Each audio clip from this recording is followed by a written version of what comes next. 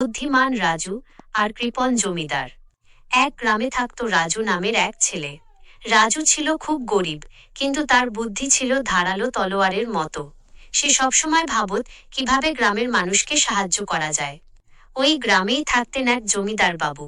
তিনি ছিলেন যেমন ধনী, তেমনি কৃপণ। তার গোলায় ধানের পাহাড়, কিন্তু গ্রামের কেউ এক মুঠো চাল চাইলেও তিনি তা দিতেন না। সবাই তাকে ভয় পেত আর আড়ালে অভিশাপ দিত। ধানের উৎসব। একবার গ্রামে খুব ভালো ধানের ফলন হলো। জমিদারবাবু ঠিক করলেন এবার তিনি ধানের উৎসব করবেন। কিন্তু তিনি চান না যে কেউ তার কাছ থেকে কিছু পাক।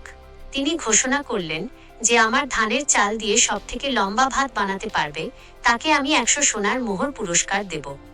গ্রামের সবাই অবাক।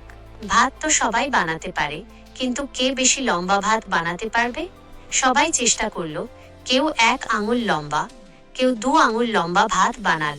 কিন্তু জমিদার বাবু বললেন, এগুলো তো সাধারণ ভাত, আমি চাই সবথেকে লম্বা ভাত। রাজুর জাদুর বুদ্ধি। রাজু সব শুনল। সে মনে মনে হাসল। সে জানত জমিদার বাবু আসলে কাউকে পুরস্কার দিতে চান না, তিনি শুধু সবাইকে বোকা বানাতে চান। রাজু 1 মুঠো ধানের চাল নিল। সে ওটাকে জলে ভিজিয়ে রাখল। তারপর সে একটা বড় হাঁড়িতে জল গরম করলো।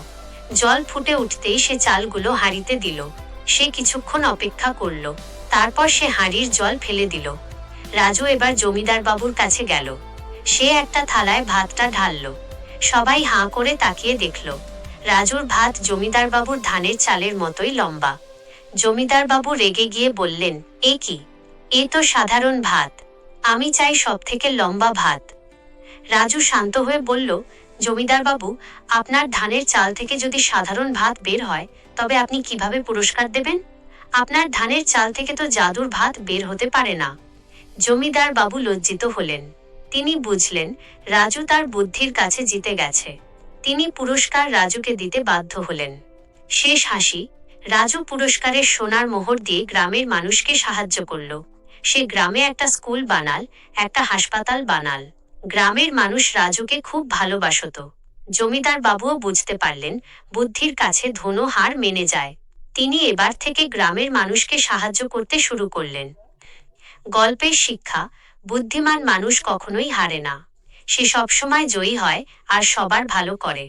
গল্পটা কেমন